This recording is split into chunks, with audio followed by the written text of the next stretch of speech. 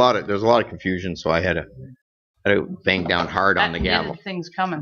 Yeah, Greg's hard of hearing over there. So I. Well, anyways, we're having a small glitch in our electronic media here going, but everybody up and running now. I'm in. Everybody's in. I'm in. Okay, good. I have paper anyway, just in case. Well, welcome everybody, and I'll start off with moved by Councillor Turton, second by Councillor Caldwell, that the minutes of the April 18th, 2017 council meeting be approved. All right for that? Everybody okay for that? Did you call in favor? I didn't hear a question. Oh, I didn't hear a question. Oh, yeah, are you all in favor? Oh, my gosh. I have my hand up. Okay, all right. Tough crowd. Yeah, tough crowd tonight. Tough crowd. Look out. See, I missed one meeting, and then everybody goes south on me here. You get rusty. Must have been right on top. Yes, Mary. You just missed disclosure of pecuniary interest too, and I just want to. Oh, we already did that in there. Okay. So basically, Mary Lou is declaring on 8B. Yeah. Just remind. Yeah. All right. This one. So I guess next up is we have the public meetings have to go at 5. So we're lucky enough to have a delegation here today, and I was excited about this delegation. I've heard it, but and I'll just see how well you do it now. How many? But I'm going to ask Greg Davison is our county councilor from Mapleton, and Christine come up, and if other people as well, bring all 3 of you, and bring another chair, and if we, just whoever's speaking, just make sure you speak into the mics because you're going to be on camera, and that's the good news. And but really a pleasure to have you come here and present. As Greg knows, this is something that as warden we talked about well over a year or so ago, and it'd be 1 year ago. FCM was it? We had that discussion, and Greg's taken us and run with it. I have seen the presentation. I'm really excited of where we're going with the safety of our community. So I'll turn it over to you. I won't take any more of your thunder. Thank you. Well, thank you, Mayor Bridge and Council, for allowing Safe Communities to come here today and have a little chat with you about pedestrian crossings and what we believe will be a benefit to our communities and our citizens.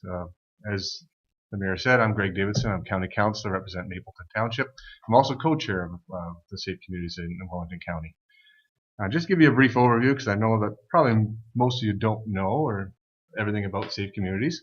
The Safe Communities is comprised of representatives from the emergency services, school boards, public health, county council, emergency management, social services, local citizens, and many other stakeholders. You actually have a local group here, local COPS group here in Minto that is part of our Safe Communities group.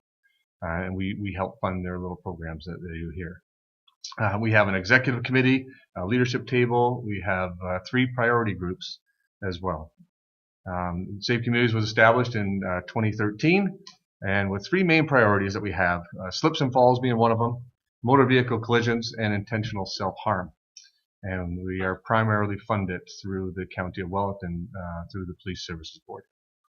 I have with me this afternoon Christine Beat on the far right. Christine is our coordinator for Safe Communities, and Heather Lawson, who is our chair of the Motor Vehicle Collisions Advisory Priority Group, and she also works in emergency management for the county.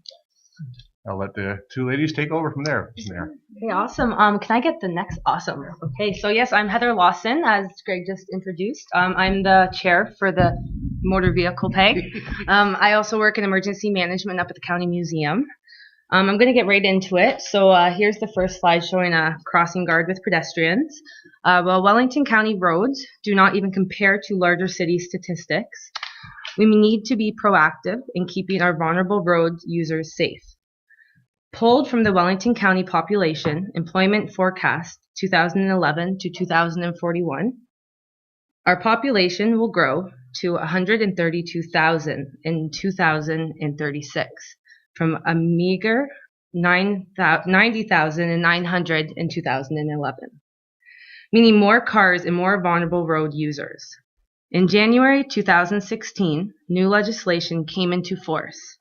Drivers, including cyclists, must stop and yield the whole roadway, allot locations where a school crossing guard is. Prior to this legislation, drivers only had to do this at pedestrian crossovers. We took this new legislation and began a process of observing our crosswalks, crossovers, and school crossings in those of neighboring communities, with the intent to make our roads safer for school children, pedestrians, school crossing guards, and all community members. Christine and I attended a conference back in Toronto, focusing strictly on road safety, called Vision Zero, where stakeholders across Canada met to discuss and learn from each other and how we are all striving to decrease or eliminate serious injuries and fatalities on our roads. As most of you are aware, pedestrians, including school children and school crossing guards, are among the most vulnerable road users. And that is why Safe Communities Wellington County is proposing a three-pronged approach to keep our pedestrians safe. Okay, if we can click to the slide, school crossing, perfect. Okay, so first I want to make sure everyone knows the difference between school crossings, crossovers, and crosswalks. That's a big issue. Yeah. Okay, school crossings are pedestrian crossings properly signed and which have a school crossing guard present displaying a school crossing stop sign. This is only a designated crossing when a crossing guard is present. So roughly 2.5 hours a day during the school year. At any other time, this is not considered a crossing or like a crosswalk, and road users do not have to stop for pedestrians. If you can go to the next slide. Thanks. A crosswalk is usually found at intersections with traffic signals, pedestrian signals, or stop signs. So that's a basic one. Next one. So pedestrian crossovers. This is it. Literally, they cross over a street and have distinct pavement markings, signs, and sometimes electronic lights with a push button. I think this one doesn't have the push button to indicate to drivers and cyclists that a pedestrian is about to cross. All vehicles, including bicycles, are required to stop and yield the entire roadway to pedestrians until they have completely crossed the road. A pedestrian crossover is a crossing 24 hours a day, 365 days a year, okay? Making crossovers a much safer option at non-intersection locations for every pedestrian, including children, seniors, and citizens with disabilities. Over to the next one. So these are the new ones that the MTA has kind of proposed. So getting back to our three-pronged approach. Major thing is visibility. You're going to stop if you see something. You're going to know exactly, like the pedestrians know, I'm supposed to walk on this ladder. So pictured here is the new look at pedestrian crossovers. You can see that the bold lines known as the ladder to specify the pedestrian walkway, as well as the shark teeth to indicate to vehicles where they should stop. This new bold painting is intended to increase pedestrian safety as it boldly indicates the crossing. This crosswalk painting, minus the shark teeth, can also be used at your busiest traffic-controlled intersections. I mean, traffic lights or Actually, this I noticed today is at the roundabout, our new roundabout. correct. This Yeah, is exactly exactly. what they have there. And that's what the county is doing at Yep. the roundabouts. Yep. Mayor. So part of my job in emergency management is education, and as well as how I know how crucial it is to kind of that injury prevention. So educating motorists, cyclists, and pedestrians about their role in keeping our roads safe is essential. We will have an education and awareness campaign to reinforce the new legislation regarding yielding the entire roadway when a school crossing guard is present, and explain why we have changed the look of our crossing on our roads. So to make sure that people understand what it means and why we're doing it. So our target audience, our education campaign will target parents and families, school boards, motorists, and cyclists, and we are proposing to work with Wellington County staff, as well as your municipal staff, to create a page on both the Wellington County website and your website outlining the changes to our county and municipal roads, and further educating everyone about their role when approaching a crosswalk, crossover, or school crossing. We will also roll out social media and media campaigns throughout Wellington County and in your township. We will coordinate speaking engagements at all Wellington County schools to educate students about their responsibilities as a pedestrian, and creating a video for Wellington County to have a visual reminder, quite like they did with the crosswalk one. And that can be shared on social media, at trade shows, as well as on your website if desired. The City of Hamilton has a good video that we would like to show. Are we able to? Does it work? We have time to do that. Do we have- Yeah, perfect. Perfect.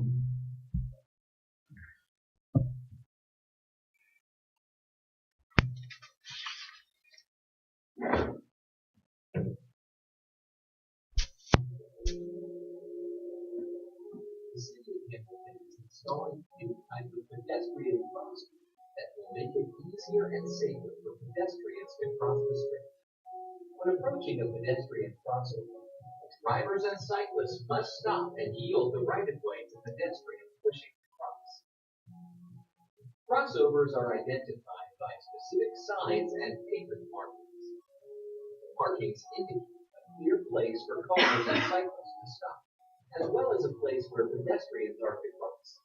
Some crossovers are enhanced with a push button that activates flashing lights, and some crossovers have overhead signs. Drivers and cyclists, you are required by law to stop and allow pedestrians to cross the full width of the road before proceeding to a pedestrian crossing. If you are a pedestrian, there are 3 steps you need to take when using a crossover. If there is a push button at the crossing, press it to activate the flashing lights. Indicate to drivers and cyclists that you want to cross and make eye contact before you enter onto the street. Proceed to cross the road when you feel it is safe to do so. Drivers, cyclists, and pedestrians should pay extra attention while getting familiar with these new crossovers. Remember, drivers and cyclists must yield the right of way to pedestrians and allow them to cross the entire width of the road before proceeding. Pedestrians must pay attention to their surroundings, ensuring the vehicle has enough space to stop. Push the button to activate the lights if there is one. Indicate that they want to cross and make eye contact with drivers and cyclists before crossing the road. It is the responsibility of drivers, cyclists, and pedestrians to understand and follow the rules at pedestrian crossovers. Let's stay safe together.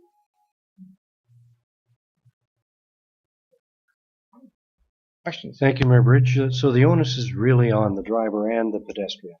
It's a group thing. It's not all about. Correct. So the driver needs to stop before the pedestrian enters into the crosswalk. Exactly. Yeah. That'll So be part of our education program for both Good. users of the road, whether it be pedestrian or driver. exactly. And our final prong is enforcement. And then Greg will take us home after I finish the enforcement piece. So finally, enforcement. We have a close relationship with the Ontario Provincial Police. We will continue to work closely with them to determine the best course of action in enforcing the new rules at any crossing where a crossing guard is present. So, So as you know, Mayor, we had quite a discussion on this at county. Yep. This presentation was given to county roads back in March. We had a big discussion at those, and then we had a large discussion at council. And went back, and then you missed the you Unfortunately. missed the last meeting, Mayor. We had another Oh, big long discussion. on it. Okay. And, Wonder where we were. It was quite interesting. Sorry you missed it. Yeah. So what do we want from council? So what we're trying to do is to have uniformity right across the county. So every township and the county all looking together to have that kind of look for all of our pedestrian crossovers, as well as any major intersection. So we were looking for council to do these things. So we like to we want this council to follow the lead of the county and direct staff to have the new painting program put in place this year. For again, your pedestrian crossovers you have. I don't know how many you have. Maybe Mr. White knows how many you have. Mike would. I'm trying to say maybe 10. Yeah. Yeah. For pedestrian crossovers. Yeah. The crossovers themselves, yeah. You have the one, Mayor, in Palmerston that has the push button for the lights that they were showing there. Yeah, that was at Toronto Street, which is a county road. County put that in. So we do have the one. We do have one there with that push So that is a first request that Safe Communities has for the county. Secondly, the new crosswalk painting is also allowed at intersect control to control the traffic stops and the stop signs. So that is our second point. So one, doing the crossovers, and secondly, let's look at all the major intersections. And I know there's what's that? The program they use to determine TAC or TAC. yeah. I know they use a TAC program, but TAC doesn't always work at all of our communities here in the rural area. So if you can find some major intersections that you have enough traffic and enough pedestrians, they also do that kind of same ladder lining. Now you can't do the sharp teeth at those intersections.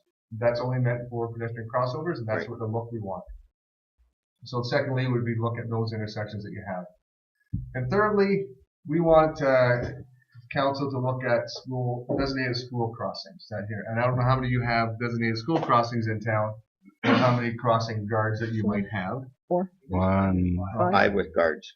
So, as Christine and Heather have pointed out, that a school crossing is only a school crossing during the time there's a crossing guard there.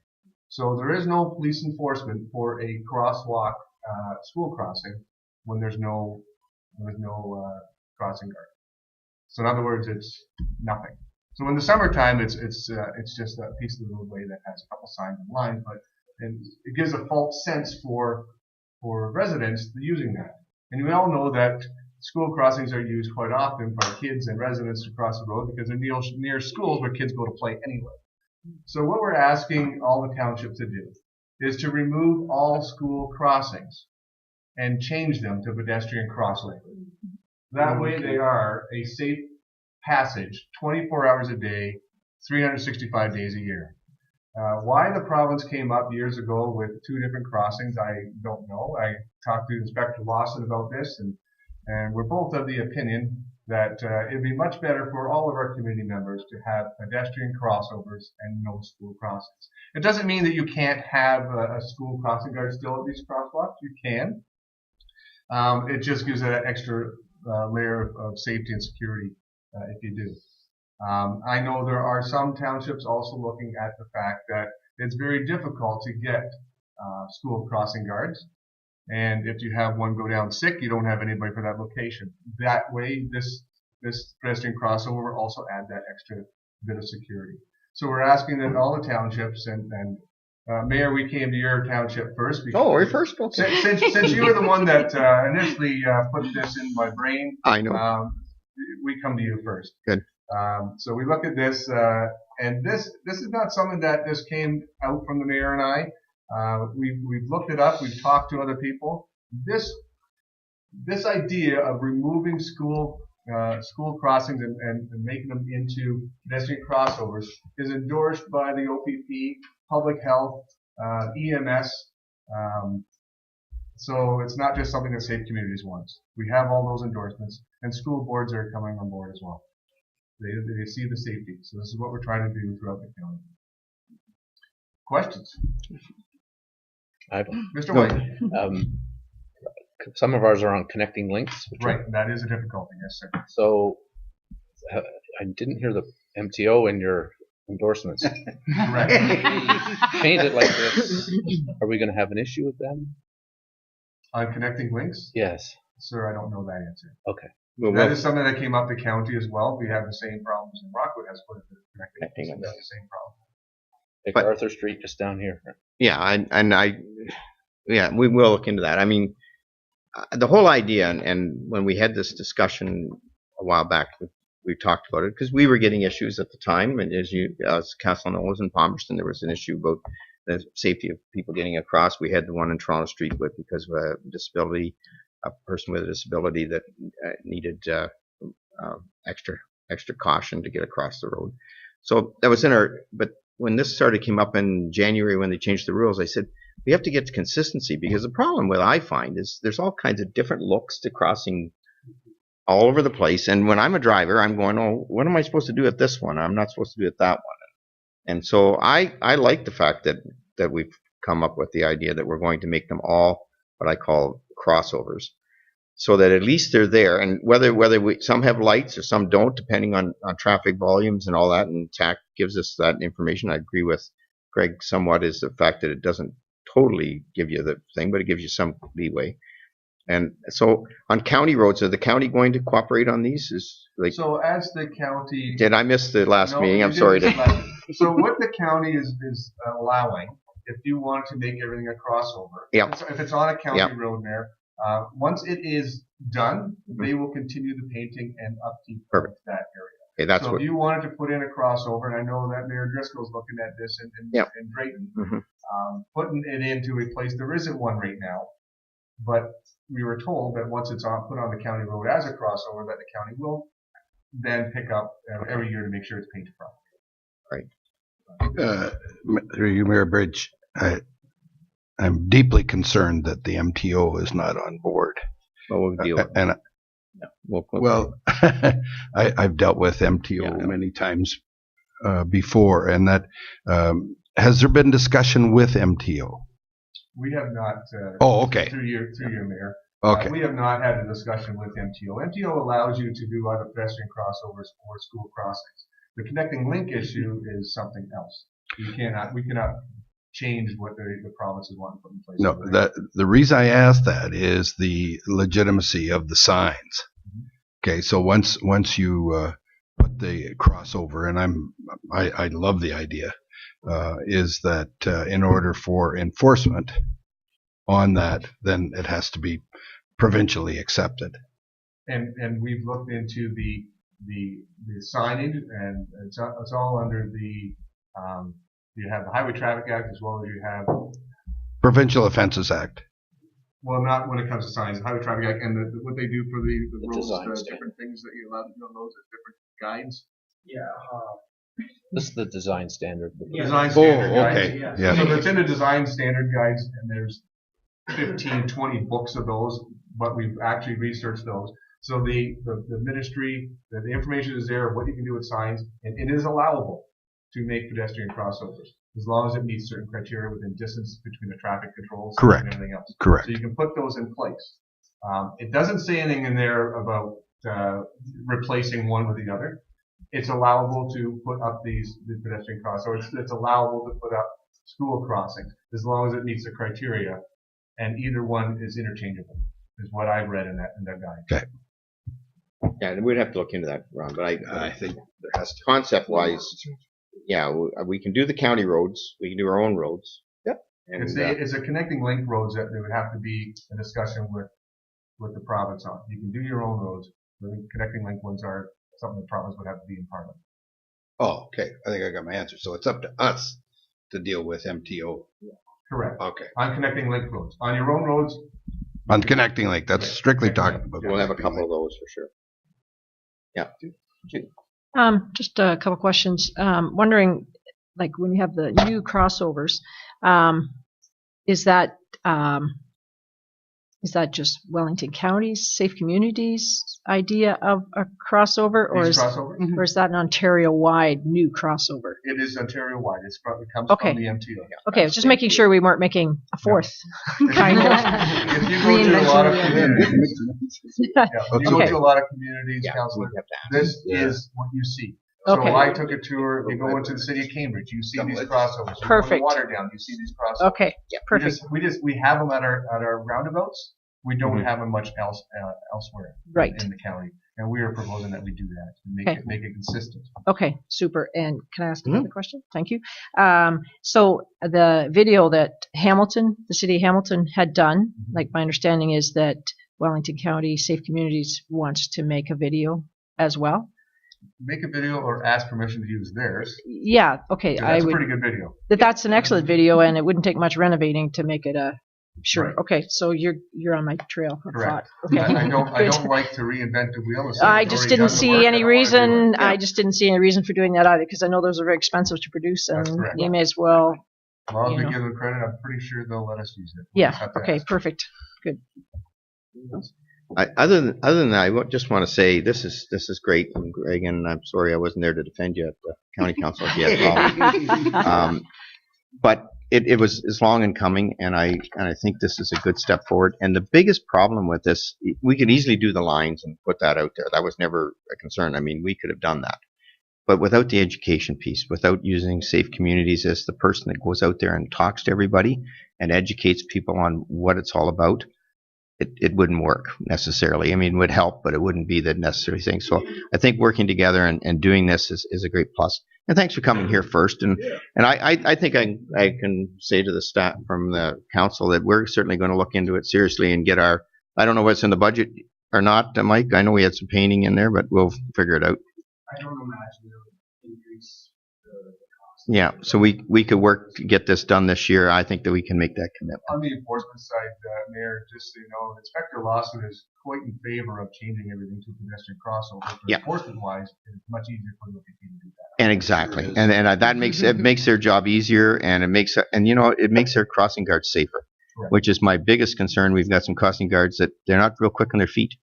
I hate to say it, but they're working hard. They're out there in bad weather.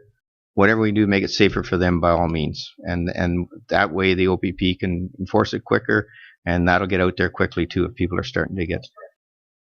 Really.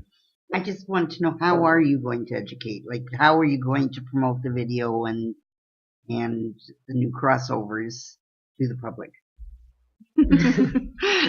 Well, as we mentioned, social media, getting it out into the newspapers, as well as our big thing is getting it into the schools, right? And bringing it home. So, being able to talk in assemblies across the county to all the schools and to all the parents, even do parent nights as well. And so, yeah, it'll just be media, social media, and speaking engagements across the county. It's getting it out to the drivers. Like, you're getting the pedestrians, which is wonderful, the children, but you're not getting it out to the drivers necessarily. We will have that piece as well. Okay. We have that as well. That's where the media will come into play. Media. And as the mayor knows, it's when we had people around council chambers at county, no one really knew what the rules were. No. There's so many different people that I don't know what I. So we know there's an education piece for our drivers. Right. Very similar to the roundabout. I know at trade shows even they'd have a video playing on a TV and people would ask questions and handouts. Exactly. And we also so there's a lot of different areas like trade shows that we can show, like once we do have the video, we'll be able to show them to everybody in the county. So it's not so we will be able to reach And we do our go audience. to a bunch of shows across the county. I know we did the farm show in Mapleton. We got the Fergus one coming up. Lions show coming up. So. We do attend these as well. The OPP will also do that. Okay, wonderful. Yeah. Yeah. Sorry. Our fire one. Yes, our Kid Safety Day is coming up, and Friday. you guys are there. This Friday. This Friday, is it? Okay, good. Everything's on this Friday. Wow. This week is Okay. great. Good. Well, thank you very much. Thanks, and we'll. Thank you guys for the opportunity to speak. No problem. Thank you. Nice to have you here. Yeah. Thank you, guys. Here. Did I do that? I don't know. I don't know. Did I do that? No. Sorry, it's the 12th. Well, 12th is Safe Kids Day. Saturday. No, Friday. Friday. Oh, it's Friday, the 12th. After Okay. 5. Which is after 5. Okay. Moved by Councillor Caldwell, second by Councillor Dirksen, that the Town of Minto Council convenes in a committee of the whole. All in favor? Okay. Great. Where are we now? For public questions. Public questions. We really gotta Campbell's. We got out to the public. Okay. plan that better. Okay. Correspondence. Now we have a bunch of correspondences. Anybody? Let's talk about any of this.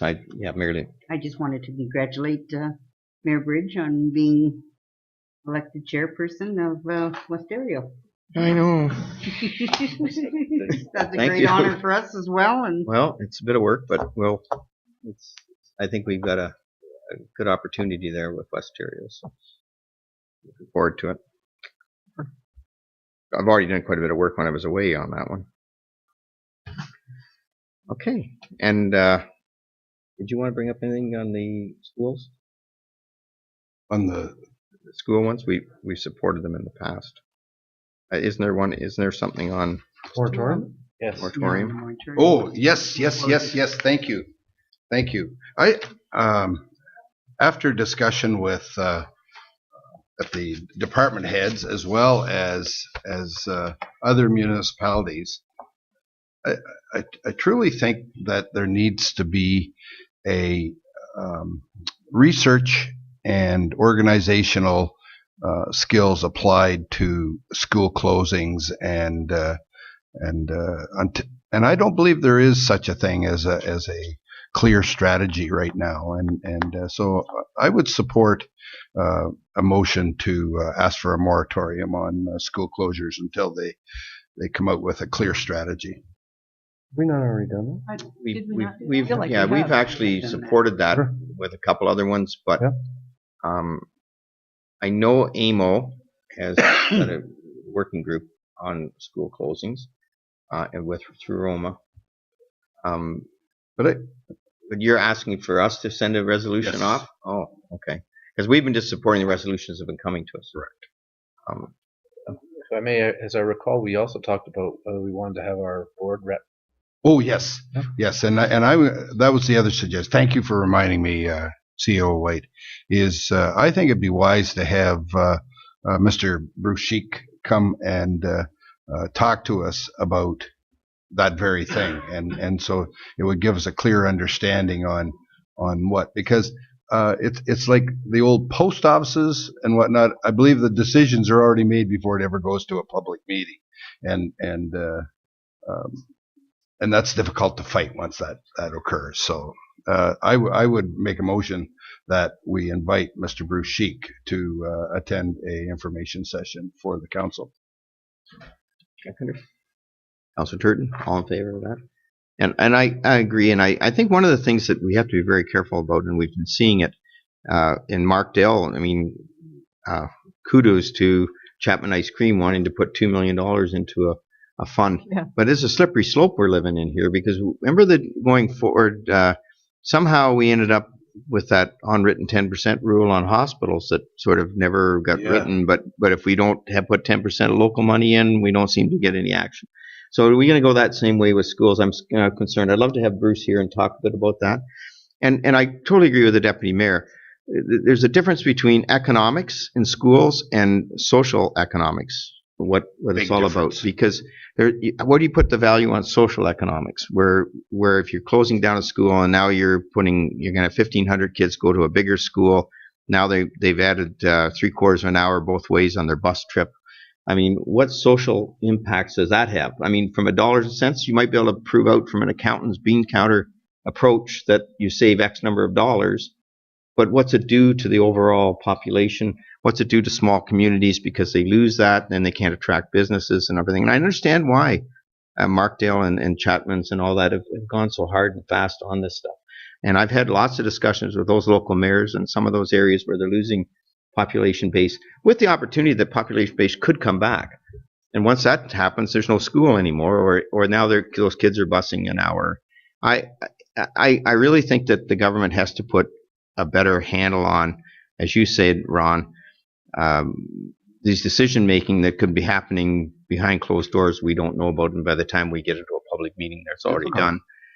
So I would like to have Bruce here, and I know Bruce is a good guy, and he certainly can give us sort of his insights. I hope it doesn't put him under too much pressure. We'll have to ask him, but I'd love to have him here and we talk about it. I'm not aware of anything locally yet, and because our population is growing, but that's not that we can put our heads in the sand, and that's why I've always been willing to support the people that are in that situation now, because someday we may be in it too. But I think that we have to get to that. So by all means, let's try to do that sooner than later. When would be a good time, CEO White, do you think, to do that? I'll get in touch with them. Find out when Bruce. Find out when it works for him. Okay, yeah, sounds good. Okay.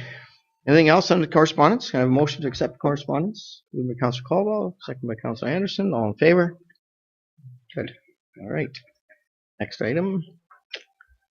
I haven't got. Again, you look both ways, Chief. I know. I know. Whether you have your hand up Can I or do not. that? See, I'm not used to not being on my lovely little. Oh, this is very end. Oh gosh, Go right down to there's just a whole bunch of problems. there you go. Oh, great. Oh, great. Now what? Okay. Like I'm missing my Skype because Skype is my Scribe is so much better, right? Skype? Scribe. Oh, Scribe. I'm on Or Skype. maybe I couldn't get back on. I'm on You're this. showing your versatility. I'm showing my versatility. I'm on eScribe now. All right. Again. Are you in Scribe again? Yeah. Maybe I can go back to that. So what do we got here? This is emergency management committee meeting minutes for council to receive. We Oh. did meet on Oh yeah, the minutes. Right. the date shown, which is March 23rd. Anybody any questions on this? So that's 12. I think we were all set for the year now. Okay. Motion to accept the minutes.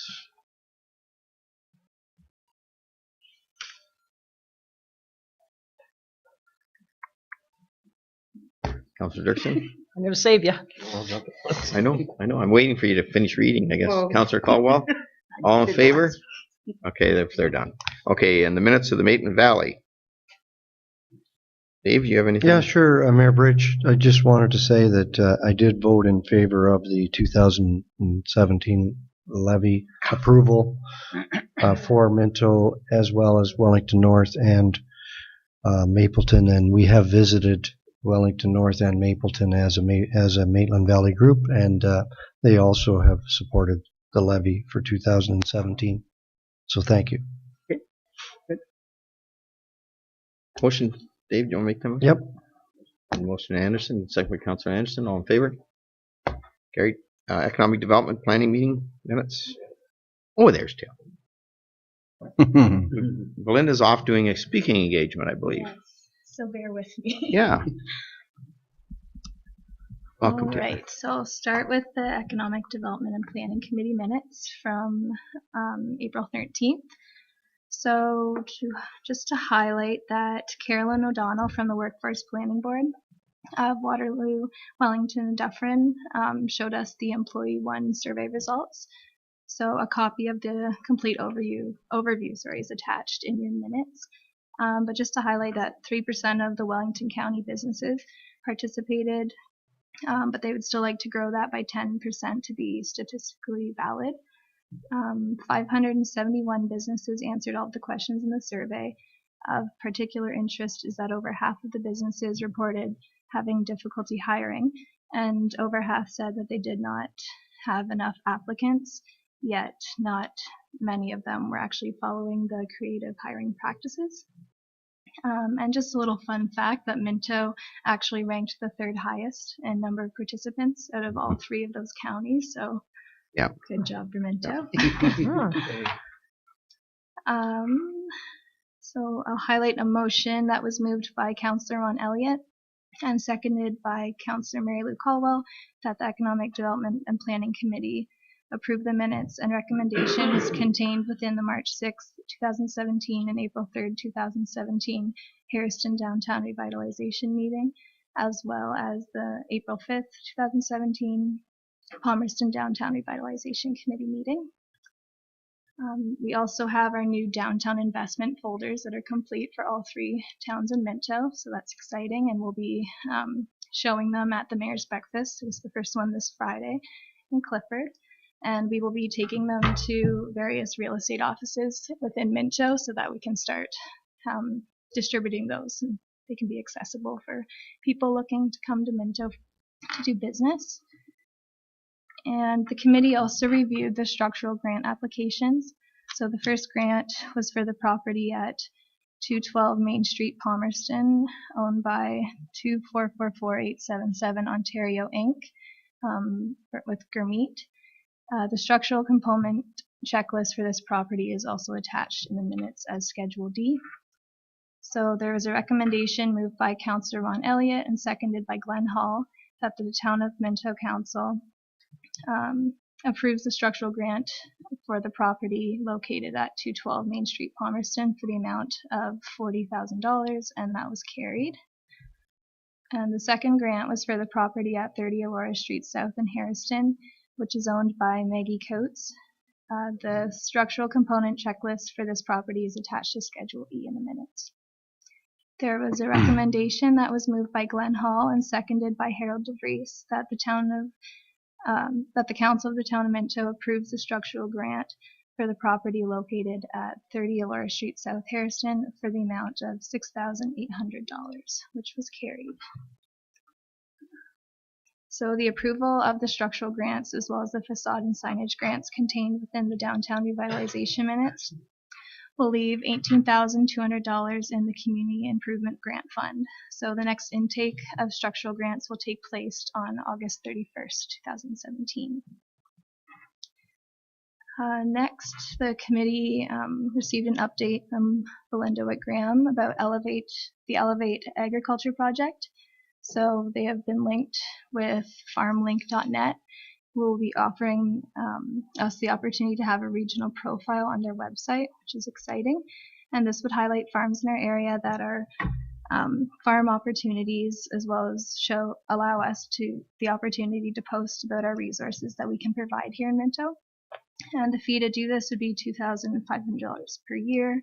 And Minto has agreed to put $1,000 towards this project, along with Center Wellington, Mapleton, and Wellington North, each contributing $500 to 2017.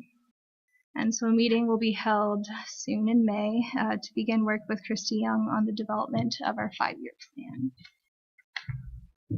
And that's all the highlights for the Economic Development Committee meeting. If there's any questions on the committee meeting?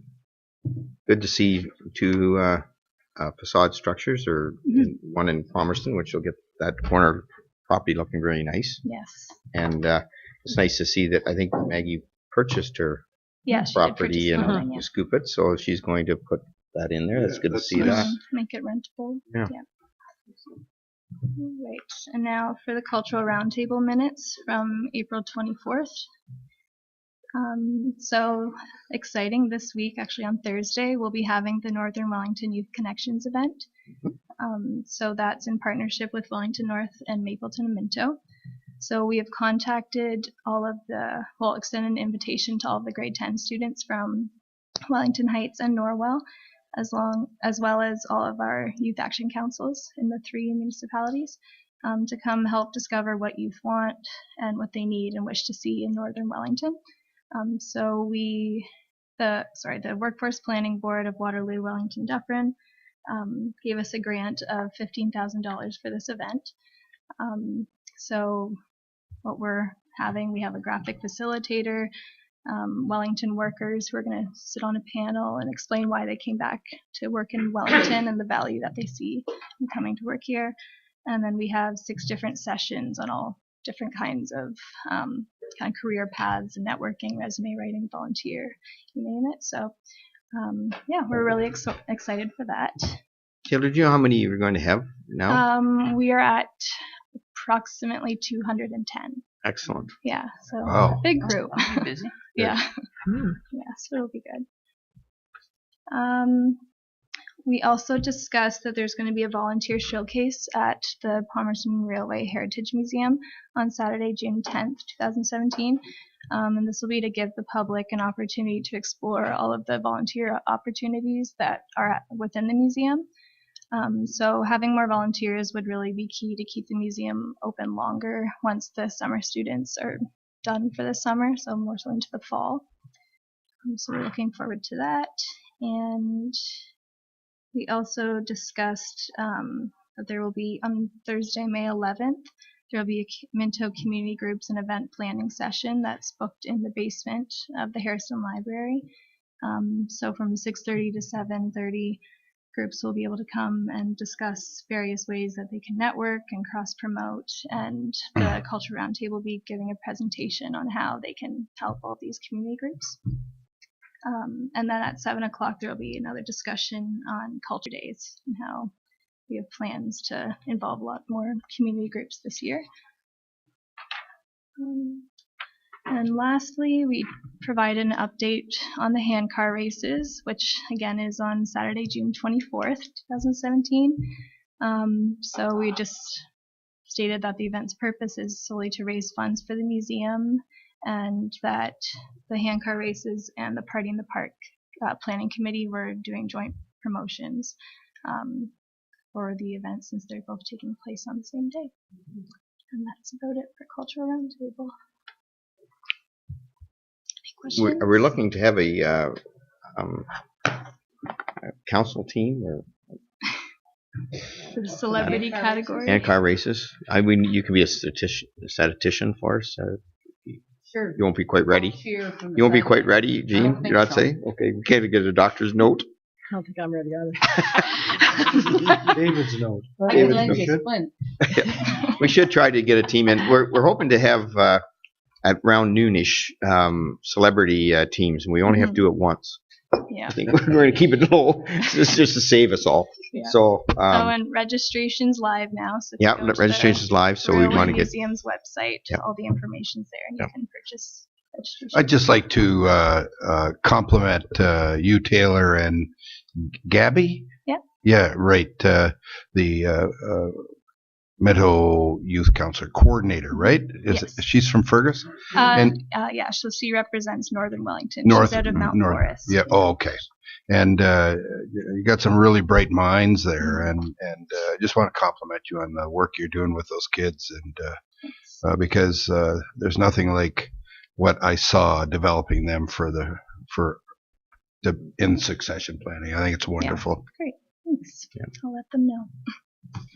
I just wanted to comment on the comment in the minutes that said that when the MYAC were here, they were kind of nervous about talking to us, and that we were very laid back, and I hope that means receptive. I hope so. I was like, can we get clarification on that? Yeah, like I'm really hoping that means receptive and welcoming or something. We were awake. Yeah, no. Anyways, I did want to say though, I think it's really great that MYAC and YFC have got together and are doing some chatting because you're both kind of looking after the same demographic, and I think that there's opportunities there to maybe do some partnering or whatever, and or either that or maybe like I know Ken mentioned that it's 10 to 12-year-olds that he's kind of attracting on one night. Well, maybe that's a night that the older kids could be somewhere else because it's hard to put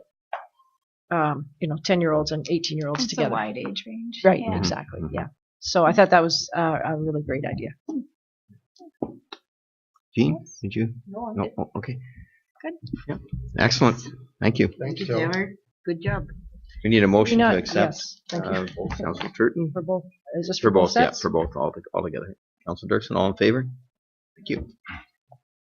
Last, okay, where are we now, Bill? Staff reports. Earth Day. Earth Day. Keep going. Oh, this is a pain.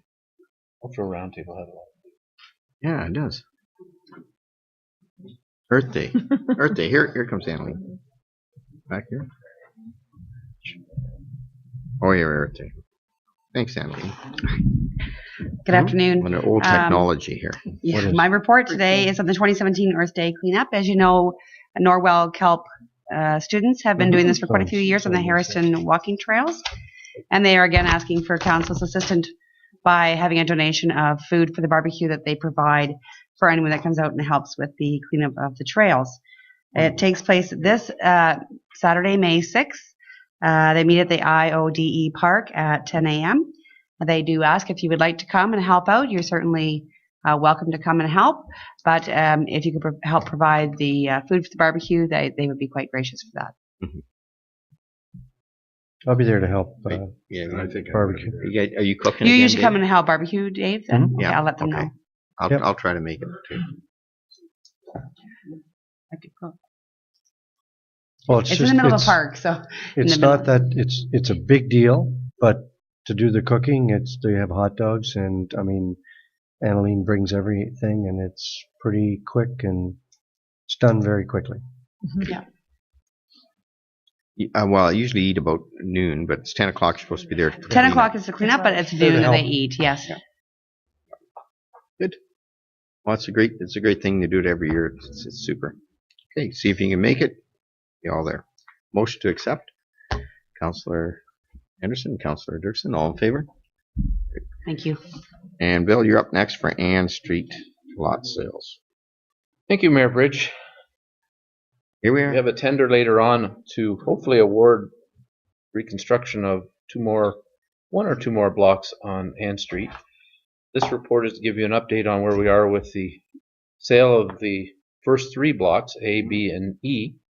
And you can see that there are sold signs on all 3 blocks. So we've actually sold 14 lots. There's still 2 or 3 that are in the process of closing, but they have all now been concluded. The last lot, lot 315, was purchased by Logan Wright, and he has actually closed on that parcel. And I say in the report that he has a building permit. He hasn't got his building permit yet, but I believe it's in the works. it's in the works. Yeah. So if you drive down the roadway now, you can see quite a lot of activity down there. Yeah, unreal. Really unreal. So assuming that you award the tender for block C and D, or even if you just award one block,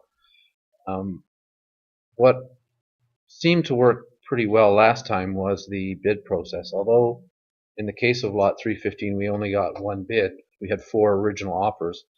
It did kind of make it a lot easier from a staff perspective to not balance bids and play one against the other. Not that we did that, but we don't want to be perceived as doing that. So I think Council's direction to do a bid process was the fairest way, and what we're suggesting is we go with a enhanced bid process that would see 2 potential bid dates, June 9th and September 8th.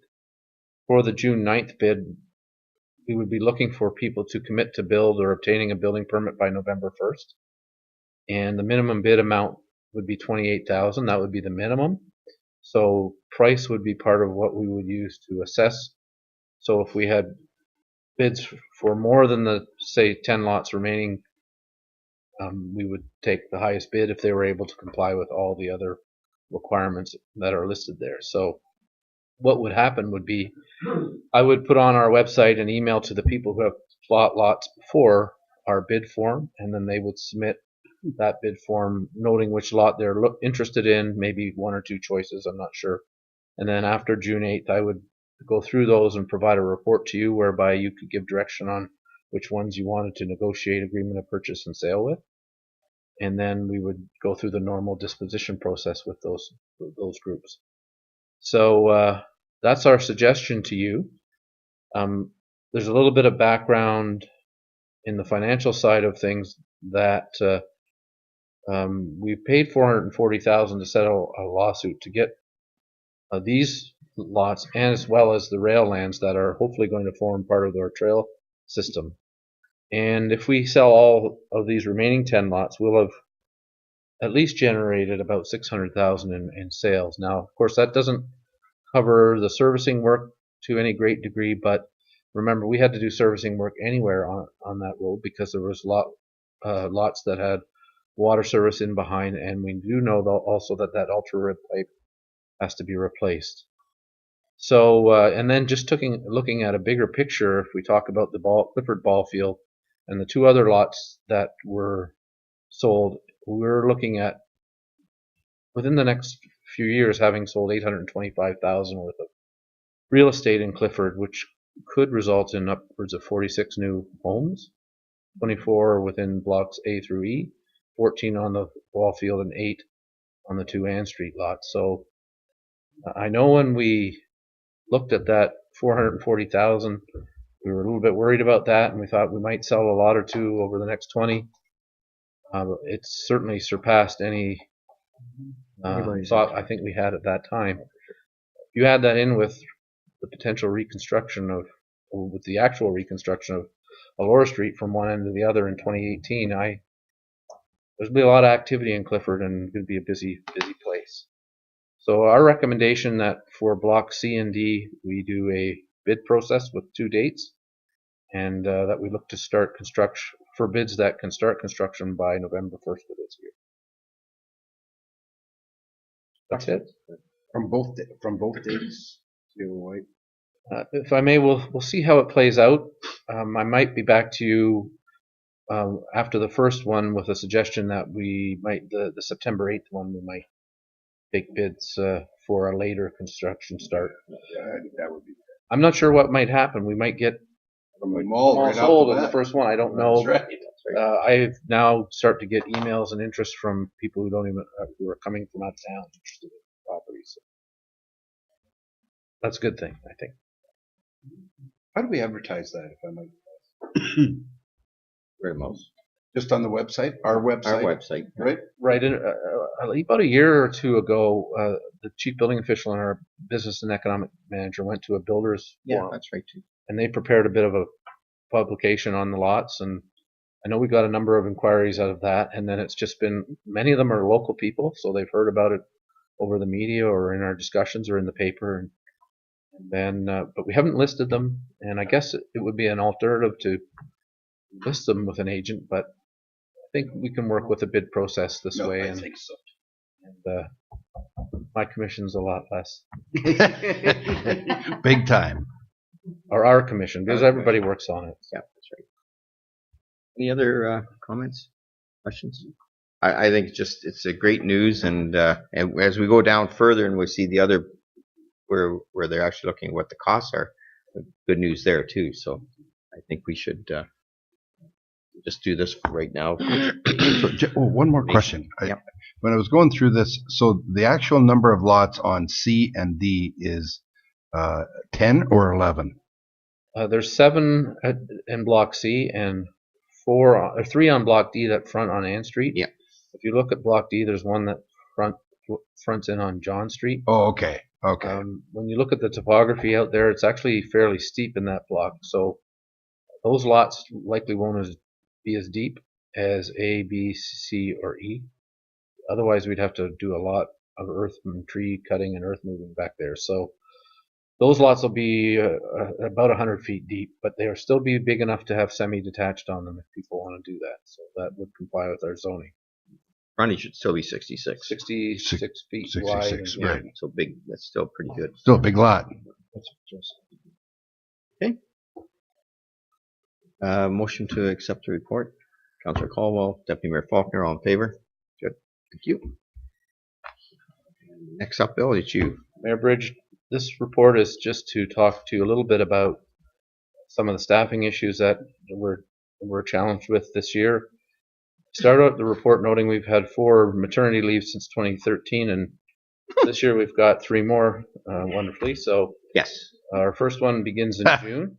Mike's laughing over there. In recreation, and the second 2 are in September, one in building and one in clerks.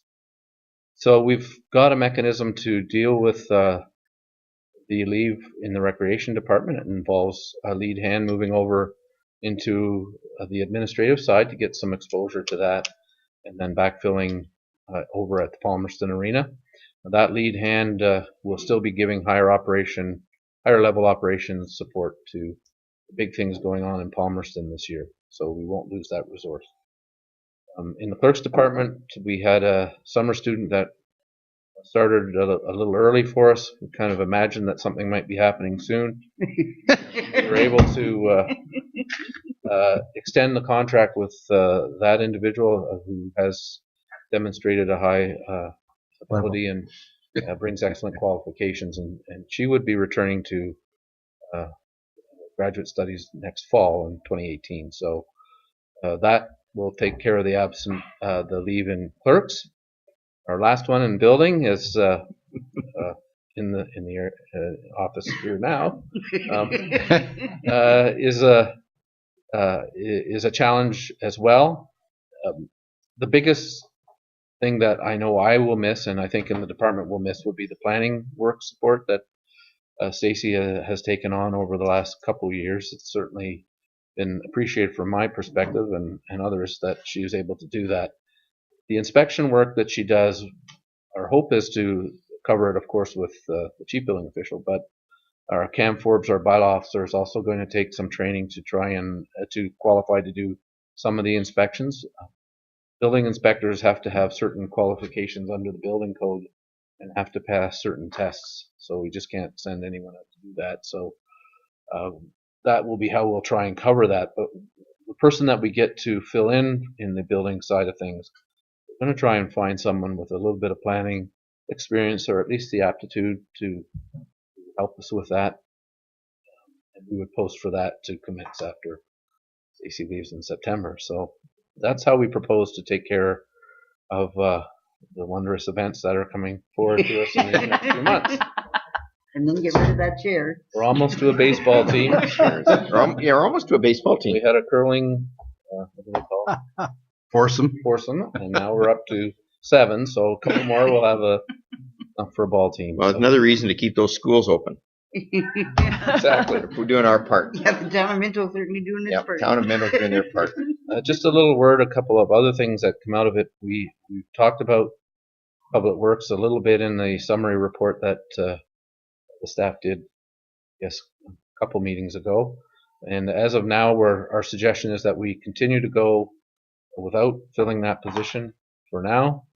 And in fact, the report suggests that we look at doing that through this term of council. And I think in a year or so before we enter into the lame duck, assuming we do as a group here, we'll report back to you on how that's going. And if we run into situations where it's just not manageable, then we'll be back to you quickly. So we're not going to let things get behind or issues crop up without dealing with them and keeping in communication with you. But the way we see it now, I think we'd like to go the next year and a bit with the group we have and see how people progress. And then it's awful tough to find good directors, frankly.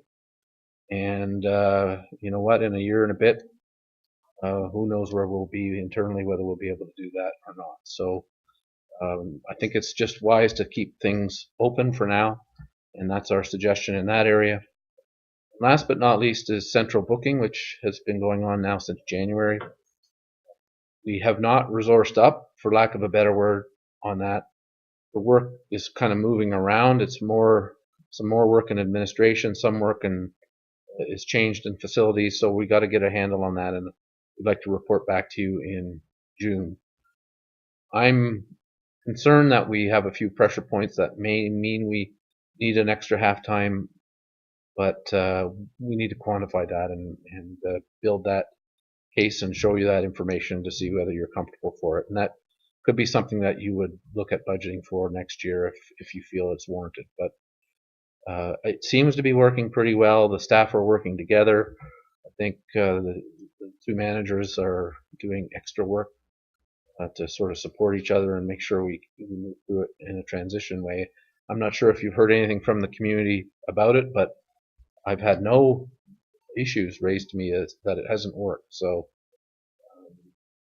we'll just keep moving forward with that and report back to you on that in June. Perfect.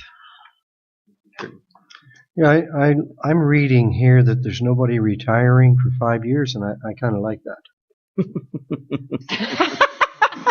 Are you reading into that? Where are you reading that? Where are you reading this? This is most critical as the town deals with more retirements after the next 5 years. I've just put a word in there.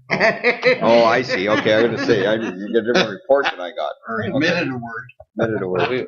If I may, through Mayor Bridge, we have talked. We did do a succession plan in closed session, and I've talked several times about bringing that in open, and that will come to you this summer.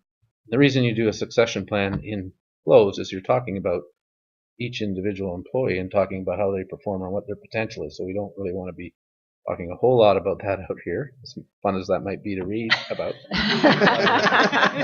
But well, the reason for not immediately replacing the director is simply for succession reasons.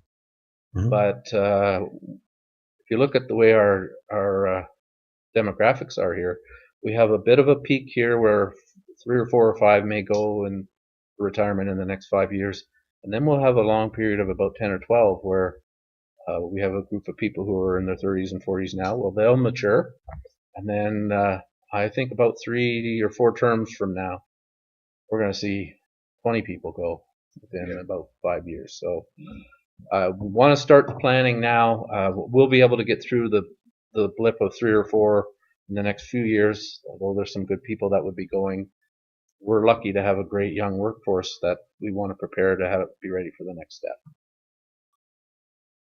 Sorry, Mayor Bridge. I think we're also extremely lucky to have somebody at the top like Bill with a steady hand and directing all of our young people.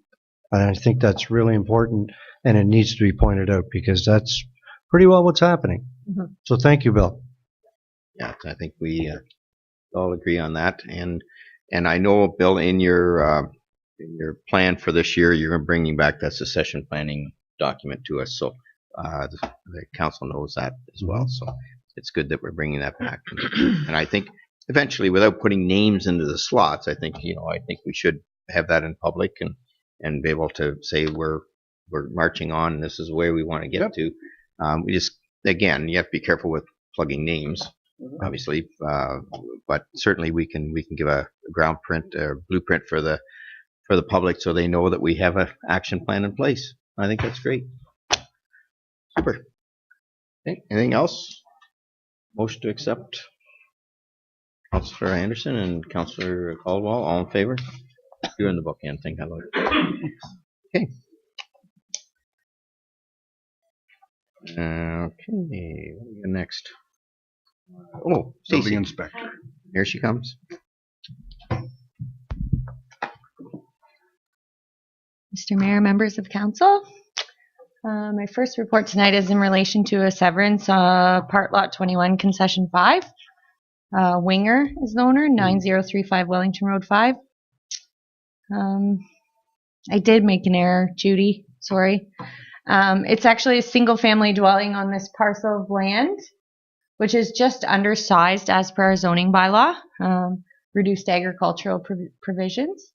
The severance is basically to sever 0.34 hectares or 0.04 acres where one is basically required as per our zoning bylaw. It's prime agricultural land and is zoned to agriculture. So it would be a surplus farm dwelling severance with the standard condition to rezone the retained parcel as per the county's comments for the official plan to prohibit future residential development.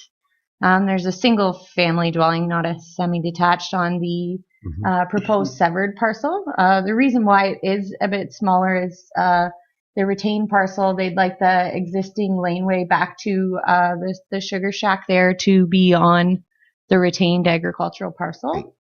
And they did want to follow the bush line. So kind of typography and usability of the land as it is now without having to modify it. Basically, our comments are pretty standard, standard financial conditions. So I'll just read the recommendation. That council recommends the County of Wellington Land Division Committee approve the severance application B4017 Winger Part Lot 21 Concession 5, 9035 Wellington Road 5, Town of Minto, that the following conditions be considered. That the applicant satisfies all requirements of the Town of Minto, financial and otherwise, which the town may deem to be necessary for proper and orderly development of the subject lands. That the applicant satisfies the requirements of the Town of Minto in reference to parkland dedication at the time of consent. That the applicant supply the Town of Minto proof of that a new drainage assessment schedule has been approved to ensure the reapportionment of the applicable municipal drain be completed.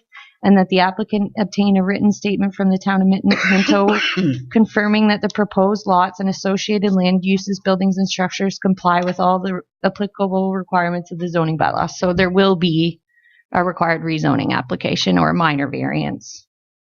If you look at Jameson's comments, his are basically right in line with ours. The only additional one that he would have would be an entrance.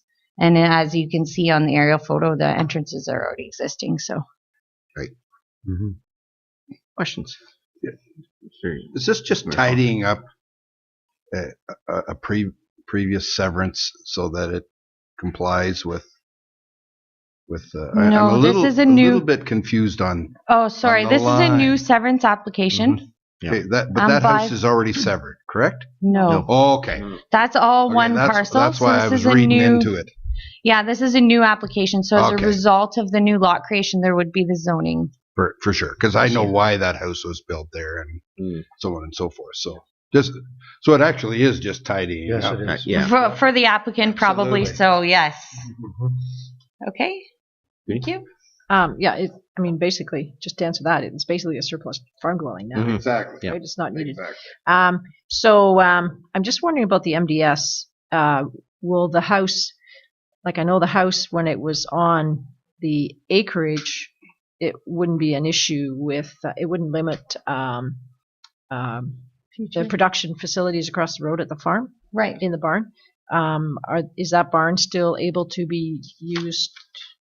Yeah. So what happens in a severance application is there's a farm information data sheet that the applicant would have taken to the surrounding farms that would be applicable, and they would fill out for either the livestock that they're housing currently or the area that the barn, the number of livestock that it would support. Right. The minimum distance separation legislation does allow for a certain amount of expansion without too much infringement on that separation distance. So future expansion would probably be possible. It would just be, I haven't looked into it, to be honest, Judy. Yeah. But I believe across the road they do have the land area to kind of work with if they needed to move any expansion projects around. Right. But yeah, those numbers are based on what's currently happening. So. Right. Okay.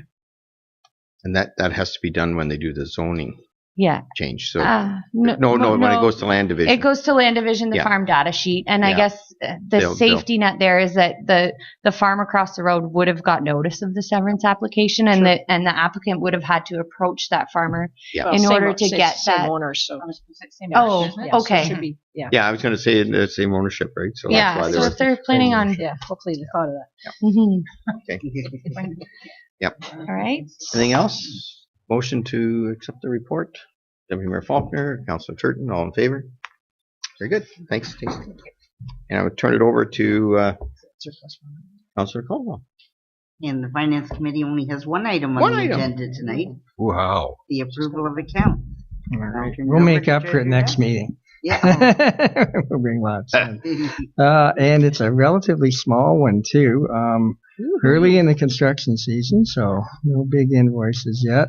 The fire department's had some radio replacements for about $6,000 in repairs, and a software upgrade for $2,400.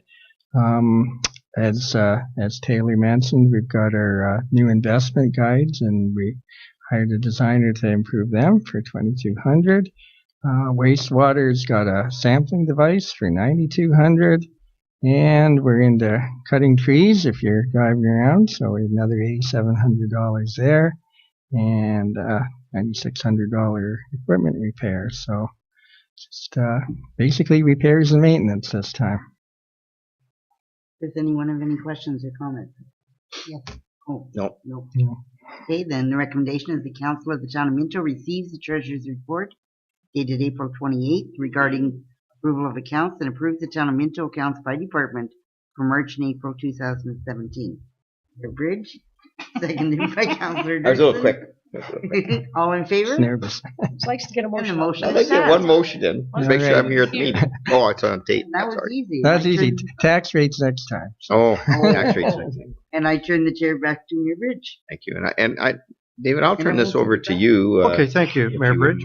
So we have three items on the agenda today, or three totally different items. The first one being the Triton Engineering report recommendation from the N Street tender. I look at this as a good story, and so I think CAO Clerk White would like to speak, I think, on this, and our support was Mike. Yes. And Gord's name's even on it. Yeah, if I may, Mr. Chair, both of them are here to correct all the things that I say wrong, but hopefully it's not much.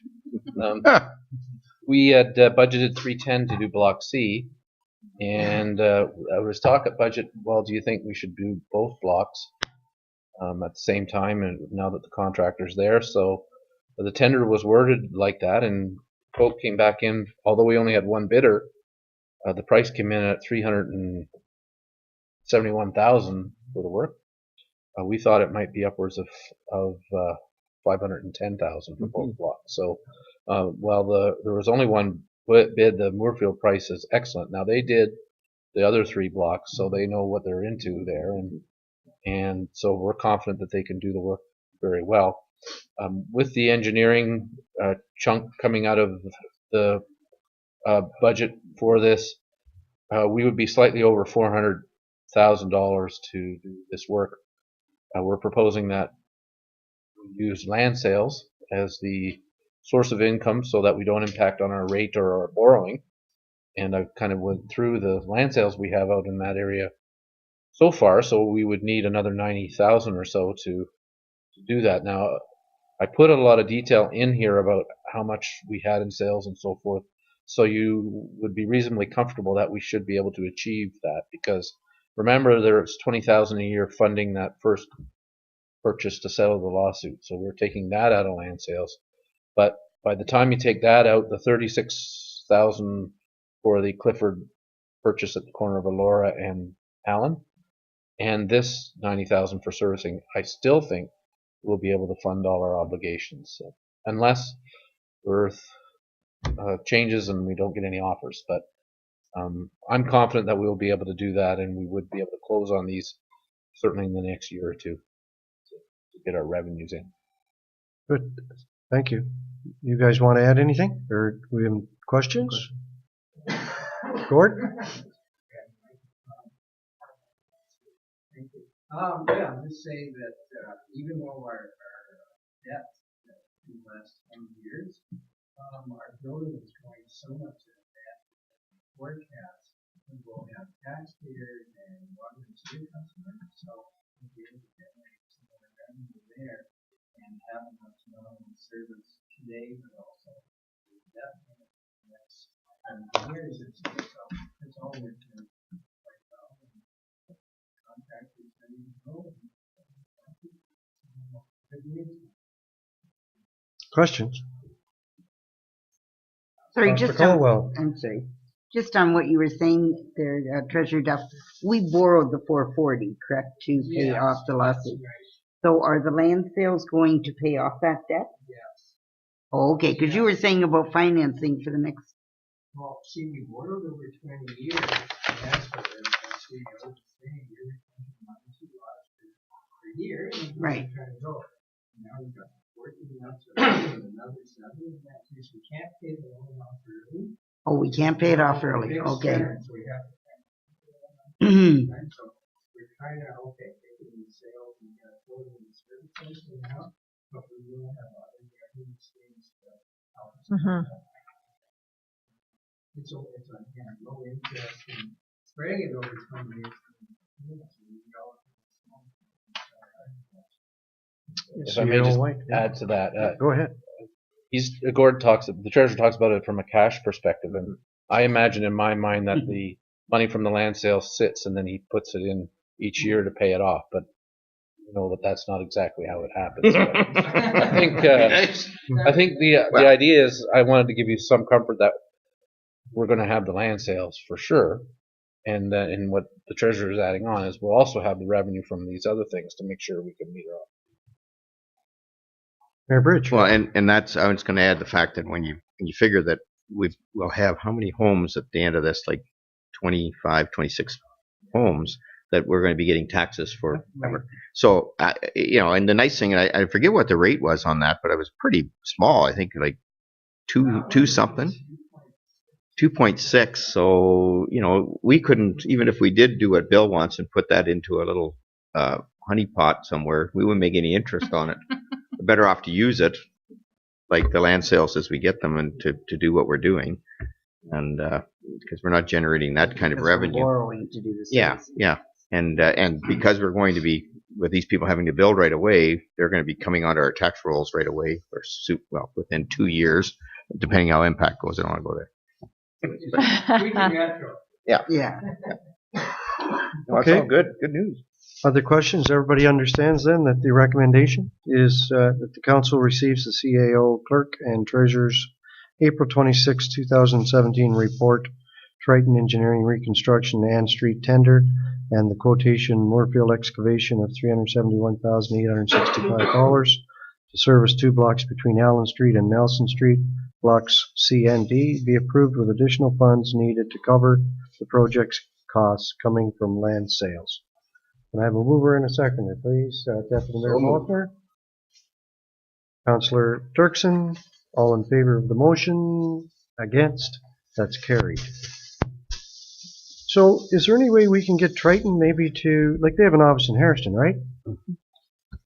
I noticed it's not on the Yeah. letterhead. What's going on with those guys? Oh, yeah. Second item on the letterhead. Yeah, we gotta get it. We better put that office up there. Yeah, it's not on their calendars either, the thing is. Paul Ziegler, you're a nice guy, but.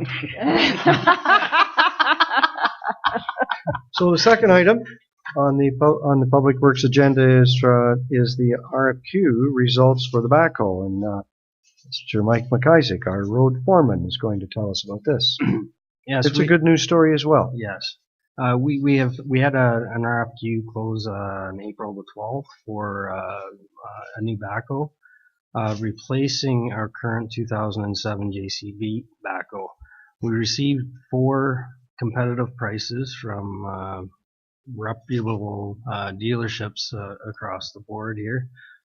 Staff has had personal experience as well as working experience with all these companies throughout. The prices that were submitted in the report here include the price of the machine, the attachments required, and a 5-year, 4,000 hour full machine warranty, minus the trade-in value. So those prices are all like comparing apples to apples across the board there.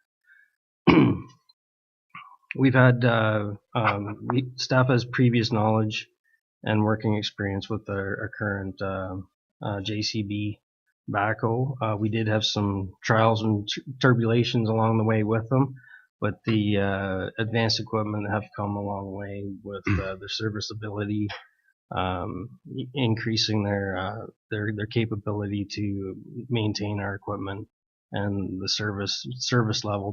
They've come a long way over the last number of years. So we do feel confident with their facilities in Waterloo and in Harriston here that they can provide us with our needs here. Is there any questions? Questions on this? Deputy Mayor Faulkner. Through you, Councillor Turton, I think it'd be prudent to mention also about the 5-year the 5-year full machine guarantee. Yeah, I think warranty, that's yeah. really something to get. Yeah. So Mike, saying that 5 years, 4,000 hours. Yeah. So once the machine reaches 4,000, it's 5 years or 4,000? Yeah, whatever comes first, yeah. So are we assuming then that we're less than 1,000 hours a year on our machine? Yeah. We probably won't get anywhere close to the 4,000 Really? hours. Yeah. Between the 2 machines that we have, Yep. we strategically place them, and we only have 5 operators, so we don't have both machines running every day of the week, that's for sure. So it's the hours on the engine. On the engine hours, yeah. So we don't let them sit and idle. Yeah. Any other questions? So the recommendation is the council receives the report from the roads foreman regarding RFQ number 2017-02 for a backhoe loader with extendable dipper stick attachments and 4-wheel drive, and approves the purchase of the JCB 3CX-14 Super, including options less the trade-in value plus HST from Advanced Construction Equipment Limited at a price of $122,075. So, I mean, the other good thing about this is it's local. We have a local representative in Minto, and I'm sure you have his phone number. Yes. Budgeted at 175. Budgeted at 175, and so I believe, did we talk about the price of the one that we're trading in? No, actually, the trade-in value on that machine, the 2007, we're getting $34,000 for it, which is actually almost, I'm going to say, close to 10,000 more than we were anticipating. So it's good news that way too. So that comes off the 122? No, that's included already. That's included in there, right? Yeah. So can we have a motion and a seconder, please? Thank you, Mayor Bridge. Councillor Anderson, all in favor of this motion? Against? That's carried. Thank you. Thought you were going to ask me first. Well, I thought I better leave that one. So the third item has to do with the drain, and it's municipal drain number 9 improvements. And Mike, please take us through this. Okay, so we've received a maintenance request on municipal drain number 9. There's 2 reports currently involved with this drain. There's a 1982 report from Spreed and Associates, as well as an older James A. Howes 1955 report. And when reading them in conjunction with one another, it doesn't allow us to do maintenance on the drain.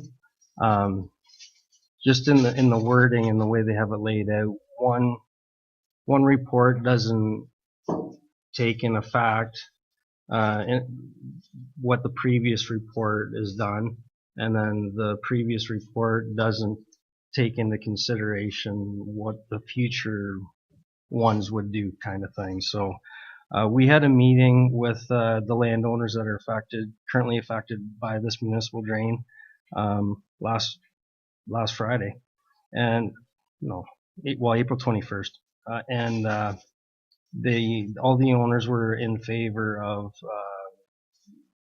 getting this corrected in the report with a new drainage report. And in order to get grant on a new drainage report, there needs to be some sort of maintenance done to the drain. So that we're going to do a complete clean out on it. And there's also 2 or 3 properties there that require new crossings on their property to access both sides of the field. So with doing this extra work, the whole project would then become grantable, and all the property owners that were at the meeting were well in favor of proceeding with this work. Questions? Deputy Mayor Faulkner. Thank you, Councillor Turton. Is that an unusually large drain? Not really. No. Okay. It's when I looked at that, I average said, "Wow, size. that covers a ton of dirt." Yeah, it's actually an average size drain, and just like going by the map that is included on here, the yellow outside or outlined area is the watershed that's included in the 1955 report, and then the pink area, which encompasses the entire watershed now, is the 1982 report. But just in the wording and the 2 of them, we can't do anything. So is there going to be like an up-to-date 2017 report? Yeah. And is that going to change much from the pink? No, the watershed area is not going to be. It's going to stay the same. They're not going to reinvent anything there either. It's just being able to reassess all the property owners. Good. Thank you. Yeah. Other questions? The recommendation then that is the council receives the road foreman's April 21st, 2017 report regarding the municipal drain petition and improvement under Section 78 of the Drainage Act, and appoints Dietrich Engineering Limited to represent the town's interest in this regard. Can I have a mover and a seconder, please? Sure. Thank you very much, Councillor Caldwell, seconded by Deputy Mayor Faulkner. All in favor of this motion? Against? That's carried. Thank you very much, Mike. Appreciate your time. I'll pass the chair back to our mayor. Okay, and I guess we'd have to take a break for additional items. Or additional items. Does anybody get additional items? Judy? I do. I forgot to ask that. Yeah, I think you started to. Go ahead.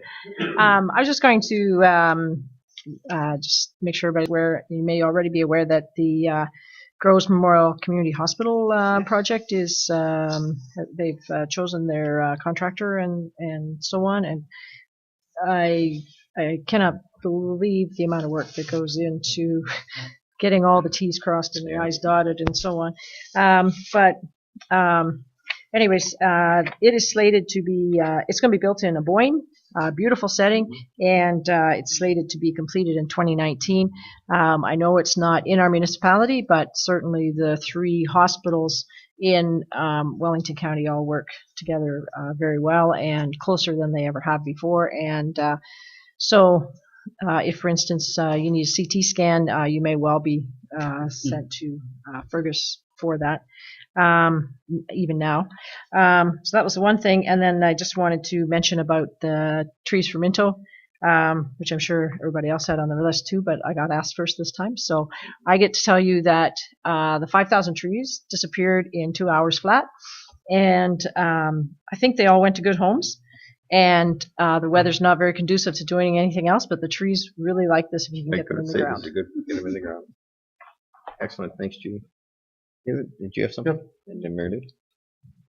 So in addition to the Green Legacy Trees for Minto, there was 2 boxes plus a bunch of cash taken to our 3 food banks. Yes, good point. So, and that was certainly really appreciated. Anybody that came in to get a tree or 2 or 5 or 100 brought in a food item for the food bank, and it worked out extremely well. So, is anybody going to talk about the Chamber of Commerce Awards? That was maybe you're going to do that, are you? I just wanted to make sure that the mention was made. It was a great event. It was well attended, and it's a wonderful thing. I mean, it's really neat to see. I mean, we start talking about 40, 50, 60, 90-year businesses that have been doing business in our town year after year after year, and all the awards that were given out. And the one that is special, they're all special, but the Citizen of the Year was, and I forget exactly what that title was, but it was Laverne Stinson. And he had his family there and his wife, and he given a lot of credit to everybody but himself. That's the way Laverne is, and he was a very worthy recipient. Yeah. Thank you. Oh, that was what. Yeah. I'd just like to say thank you to the Chamber for recognizing the efforts of the volunteers for the plow match of IPM 16. We received a wonderful plaque and also a letter from John Nader from the federal representative, and also from Randy Pettypiece, our provincial representative. It's truly appreciated, and I'll make sure and pass that on to all the volunteers. Sorry, through you, Mayor Bridge, can I just ask the timing for when we'd receive an official report of the results of the 2016 sign match? I would love to, as soon as we hear back from our letter to the OPA. Okay. No, I don't think I should say any more than that, Gord. So. No. Okay. But it probably will be coming. Oh, I'd love for it to come tomorrow. Yeah. Then I could wrap it up. Ooh, duck race? You want to talk about the duck race? Who Who won the duck race? I never did hear. I didn't. Wasn't I didn't me. win Wasn't anything. my duck. I didn't get anything from my ducks. Mike, did you win Was the it duck you? race? Ernie McDougall. Ernie McDougall. I think my duck sank. Yeah, I'm sure. All of them went very well. No.